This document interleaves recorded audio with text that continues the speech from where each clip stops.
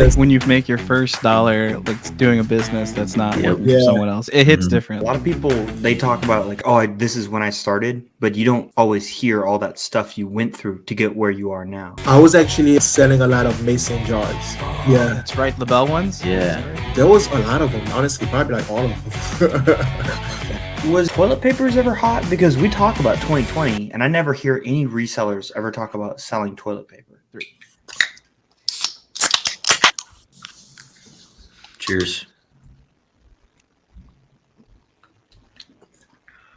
And welcome back to another installation of the Doughboys podcast.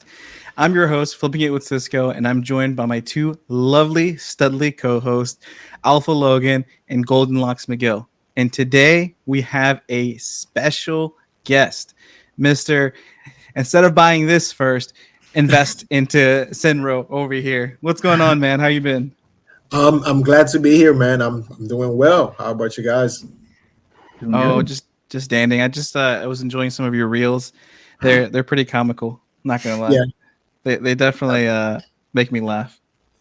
Try to be funny sometimes, switch it up a little bit. Not be too serious all the time. Oh, I hear you, man. I hear you. But so let's get straight into it, man. So I was looking at some of the reels that you posted, man. You were moving some weight. Not only are you flexing orange bars, you're at the gym literally flexing on everyone, man. So like, how did you get started on Amazon? Like, how did the journey start? Like, tell us your story. So I started selling on Amazon summer of 2020. Always had an entrepreneurial background. I always wanted to run a business. I graduated from school. I got a major in finance. I was kind of struggling to find like a job that I really liked. It was kind of tough. Most of the jobs that I had were not making as much money as I would have liked. So I was always doing side hustles, doing extra things on the side. Summer of 2020, COVID was going on and my job cut into my hours. So I was making even less money, kind of looking for things to do. And one of my cousins started selling on Amazon. I was at his house and he said, you know what, I'm going to start selling on Amazon.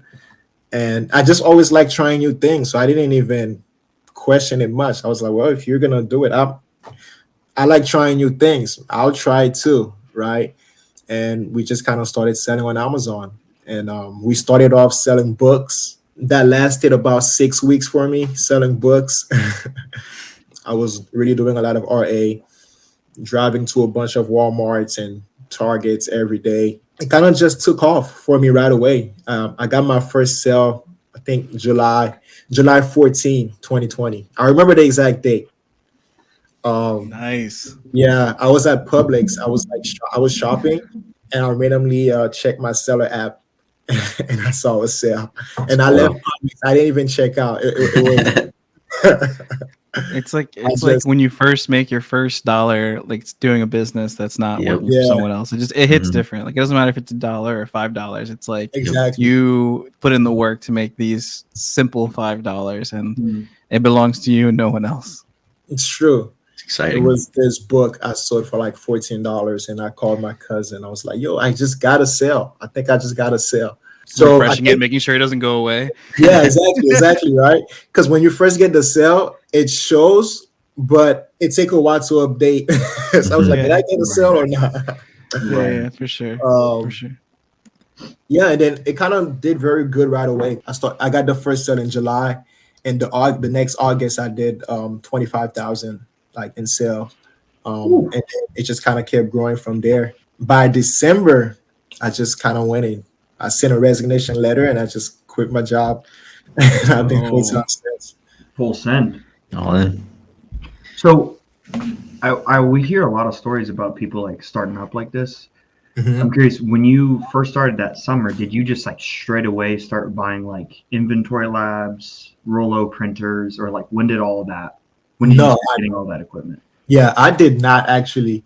It's funny because I remember like maybe 2 months into it, I was having a conversation with my cousin, and I was like, well, you know what? Maybe we should get Keepa. I was selling for like 2 months. Gotta get Keepa. It's funny to think about it now, but for whatever reason, that was like a decision we had to make. Should we get Keepa or not? Yeah. No, I Um, hear you, man. Because like I feel like when I first started off too, like I was like on the fence about Keepa just because like every YouTube video I would see was always just talking about sales rank, sales rank, sales rank, sales rank. And I was like, okay, I just need to know the sales rank. And I yeah. mean, it's one indicator, but it's obviously like nowhere near the full picture. Gotta get Keepa. So I didn't have Keepa. I didn't have inventory lab. I was kind of guessing my numbers. I think I made this somehow. I didn't even have a roto printer. I was using my regular printer. I was How did you print off like tags to put on things? so this is very stupid. I wouldn't advise it, but I would print off of regular printing paper and I would cut it and tape it on the boxes. Man. Oh man. I think I that's did that for wild. about a month. Yeah, I did that for about a month. Yeah. Hey, but those are the trenches. That's how you get going. That's Yeah, that's true. you were spending some money on ink, huh? Like I was. like ink was like going through it like a breeze, I bet. See, that's Yeah. the fascinating thing because like a lot of people they talk about like, oh, this is when I started, but you don't always hear all that stuff you went through to get where you are now. Yep. Yeah, and it's funny we don't talk about it much, but I really do think that one of the most important things to like get when you're first starting off is it doesn't have to be a roller printer, but it has to be a thermal printer, or else you're just gonna go through Right. ink like a madman. Yeah. And paper when you can just get free UPS labels. You know what I mean? Yep. Yeah. I think it's just very important to treat it like an actual business right from the get. I think getting into this, I mean, honestly, in the beginning, my expectations were not very high. I just wanted to make, couple $100, maybe $1,000, right?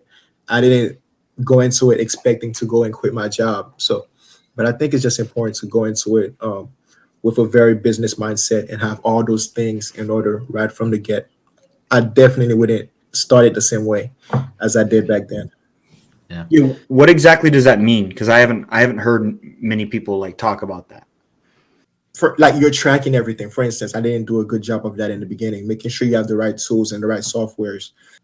Invest in things that will make your life easier, Roller Buy a printers. roller printer. Buy a Yep. roller- Buy two.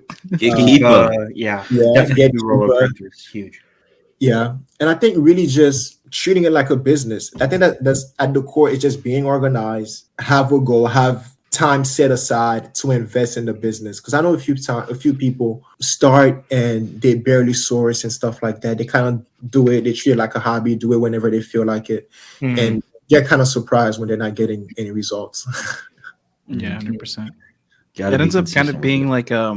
like in a way, like think about it like if it was a 9 to 5 job, you Mhm. wouldn't be putting it off to the side, or you wouldn't be like, putting in half the work. You'd be doing the work to get the paycheck. But then all of a sudden the tables turn and it's your own business. Like it's a disrespect to yourself if you're not Exactly. putting in the same amount of work, if not more, for your own business. You know what I mean? Exactly. So when you first started out, you said you were doing books. So could you talk to us a little bit more about what that business model looked like, and then why did you transition away from books so quickly?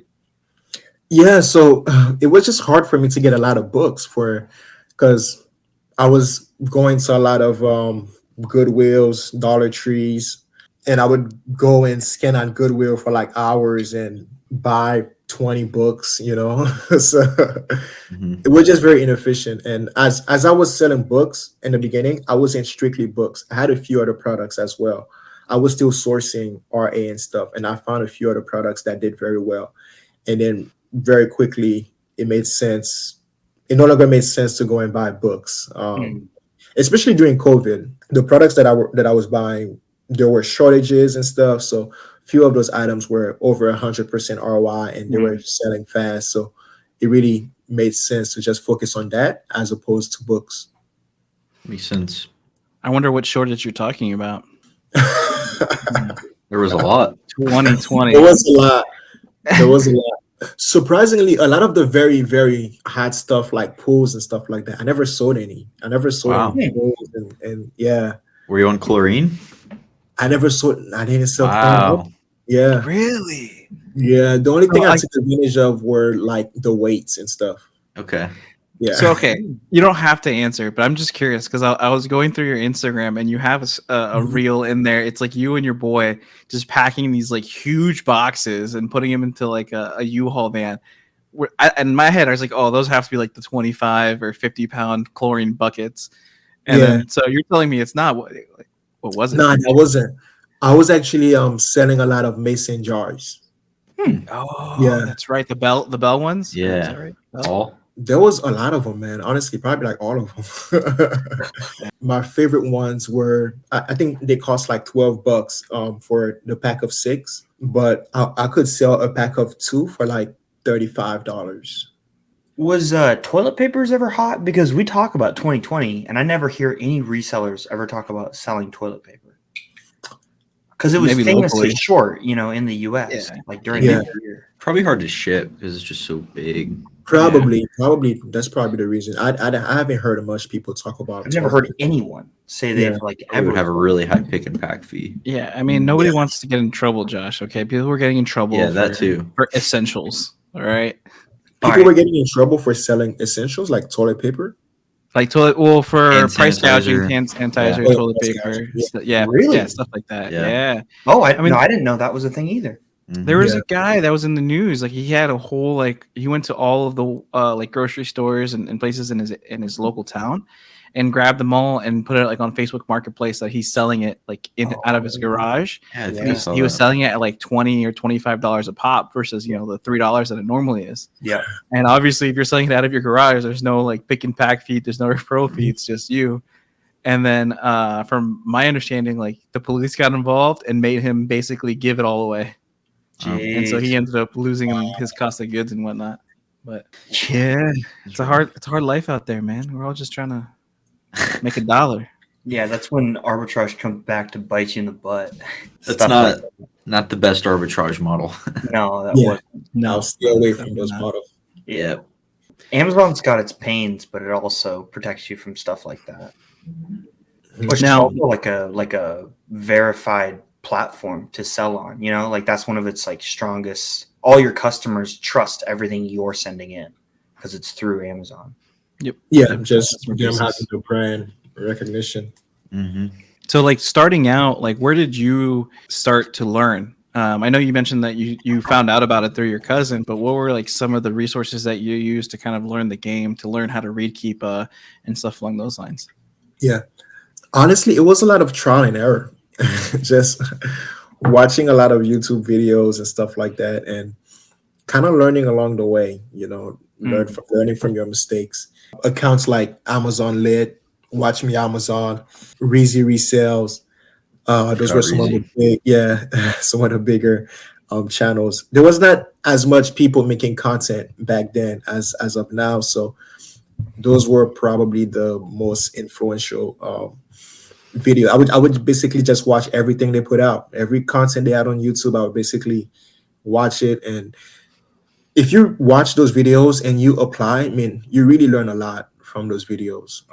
So that was my main source for learning in the beginning. So, are you still doing retail arbitrage, or have you transitioned to a different model? I've kind of transitioned. So from retail arbitrage last year, I did mainly online arbitrage last year, but so far this year I've been focusing more on wholesale, and so majority of my business is currently wholesale. Okay, so let's start with the transition from RA to OA. At what point did you do that, and why did you decide to make that pivot? It just wasn't fun anymore to drive 10 hours all day doing Feel RA. that. Yeah, so I started realizing that some of the products I was buying RA, I could just buy it online and have it delivered to me. And I kind of started diving deeper into OA because I realized different tactics, how I can manufacture margin by using coupon codes and gift cards and stuff like that. And that sounded very appealing to me. So that's the main reason, just the ease of purchase and not having to drive around and burn gas. That's Yeah. the main reason. So, what's feel your that. favorite cashback site? I'd probably just say Rakuten. Rakuten's the Yeah. goat. Team Rakuten. For some reason, Top Cashback recently they've just not been processing my stuff. I don't know why. Yeah, same. Like it's very random. Like I feel like it's like a 50%. Like if they give it to me on this purchase, then the next one they skip. And I don't know. I don't know why. Yeah. Especially the ones that are like the 13% cash back, 15% cash back. Those are the ones that they always like. I feel like we get gypped on. Exactly. And the way it's very weird because I'll spend like $1,000. So if it's 13% cash back, they should be giving me $130, but they'll give me 13 cents. Yeah. It's a big Yeah. difference. It's wild. Exactly, and even right? like, and with like Rakuten, even if you like forget to activate it and then you check out, as long as you're still like on that checkout page, you can activate it and it'll still Mhm. grab that transaction for you. For some reason, I feel like it kind of pissed me off more when it shows 13 cents because that means like they actually tracked it, like they saw. Yeah. Because at least Rakuten, when you don't get it, it just says 0, But Mhm. for them, like you might as well give me 0. Why 13 13 cents? cents. It's just disrespectful. Yeah. Processing it takes more effort than the 13 cents Yeah. cost. Exactly. Yeah. For me, it's definitely Rakuten. And then I originally liked Top Cash just because it was like the shiny object because it give you like the highest cash back. But Yeah. they've burned me too many times, so I just stick to Capital One for coupon, Okay. Rakuten, and then Rebate Me. Those are Rebate Me hasn't done me wrong yet. So we'll see. Okay. Logan, what do you like? Oh, I'm Team Rakuten all the way. Okay. I like them because they're trustworthy. You know that you're actually going to get paid, and like you'll see, like you said, if they weren't able to collect the cash back for some reason, it's there. But Yeah. the main reason I like it is because I can take it in the form of Amex points. Mm. Yeah, and then I can use that for travel or just increase it through the Charles Schwab at a 1.1x multiple. So like if Nike has 10% cash back, it can actually end up being 11 because I'm transferring it at a 10% increase. Ooh, okay. Yes, sir. So yeah, Team Rakuten. who knows? You might mess around and buy a house off Amex points. Who knows? Hey, the word on the street is that's on my content plan. Okay. We're working on it. Possible. That's You can crazy. do everything with Amex points. Yep. Especially go to lounges. Buy tickets to go watch the Dolphins lose at their own stadium. Oof. Why are you gonna bring that up? I Are you a told you, man. Dolphins fan? Do you like the Dolphins? No. Actually, hold on. We'll get into it. Oh, you're a Patriots guy. Okay. Okay.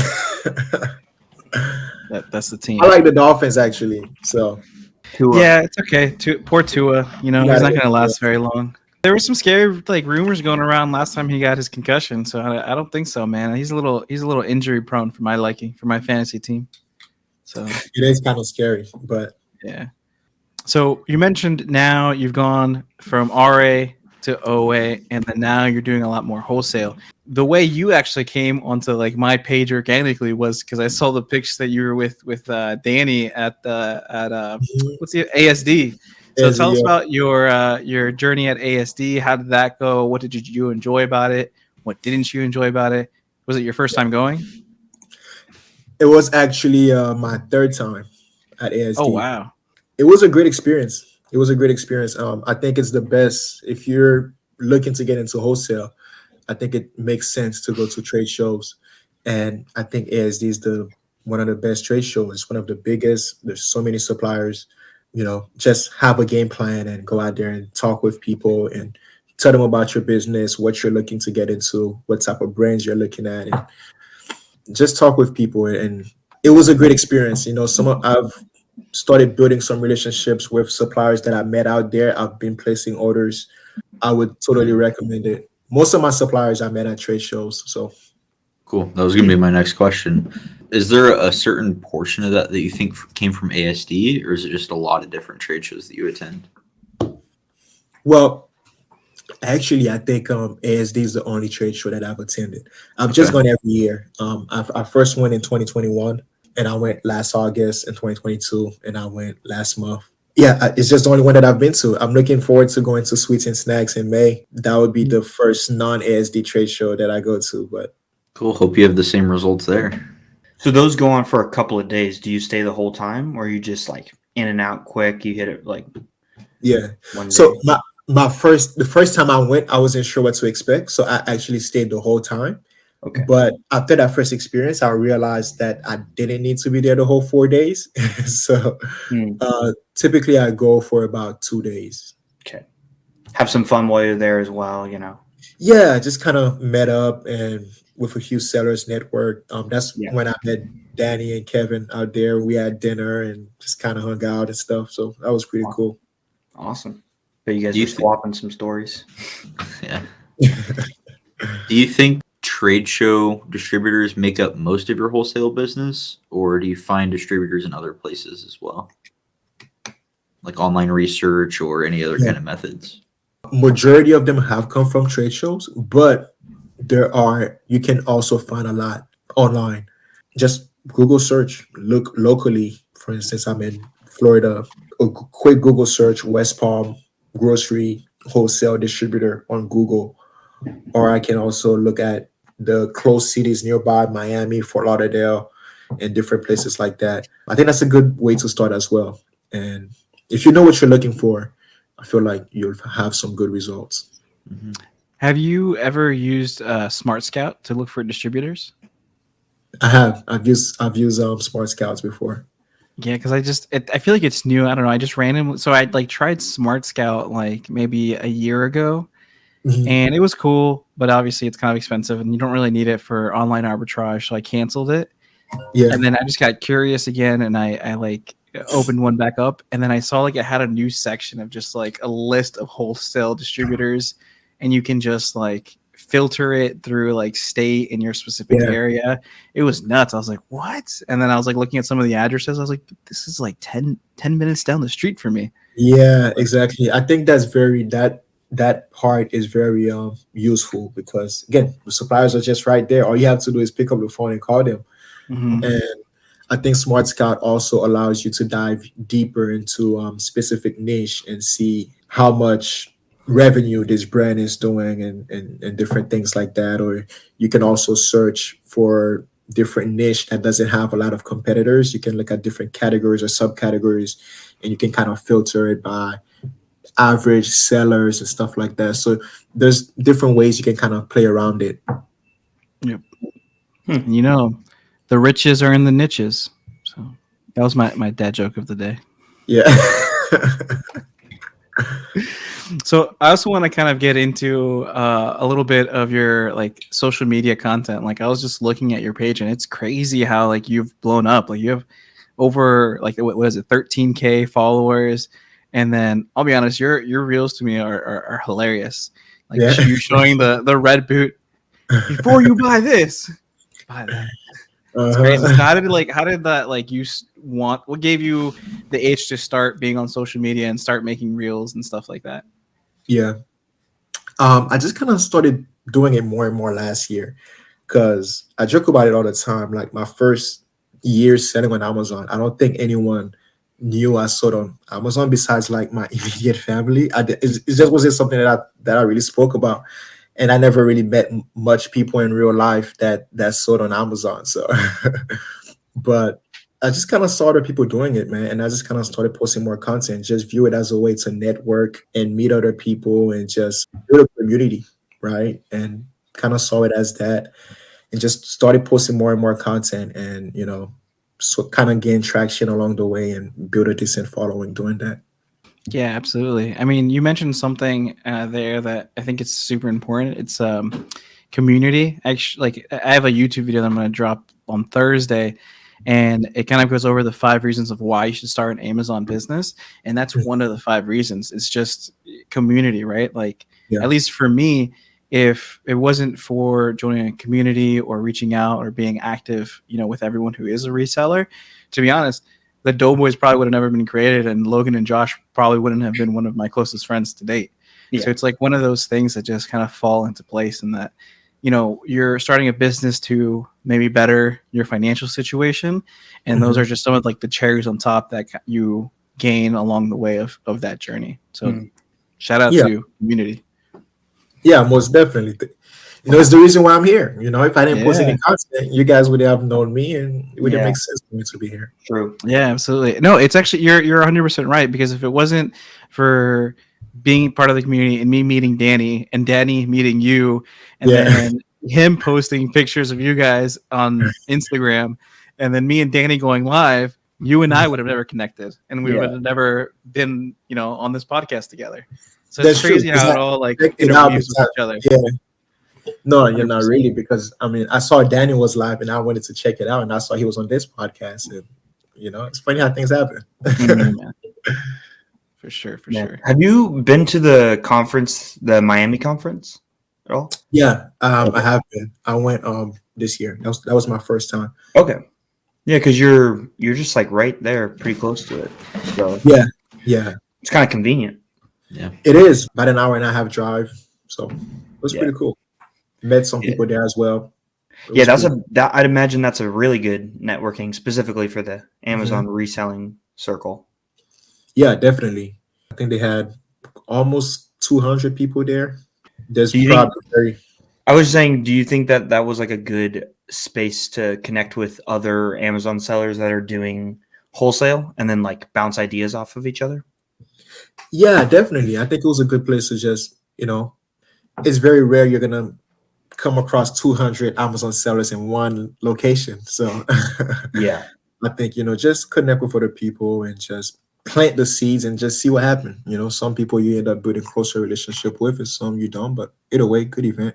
That's crazy that you said earlier that you've never run into like a reseller in real life, just because I feel like Florida is like a hot spot for resellers.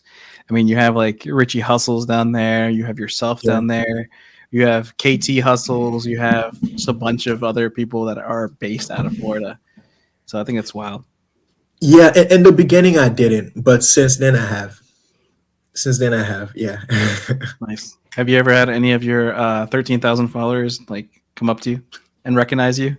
I haven't. Not yet. Well, it was when I was in Miami, there was like a few people who recognized me from Instagram, and I was like, that was interesting that I didn't know. What do you mean interesting? Like it felt good, it felt cool. What was that like? I guess so. Yeah, it was interesting because that obviously never happened to me before. But basically, they recognized my page. They knew who I was. So that was pretty cool to be recognized for my content. All right. Well, thanks everybody for watching. And yeah.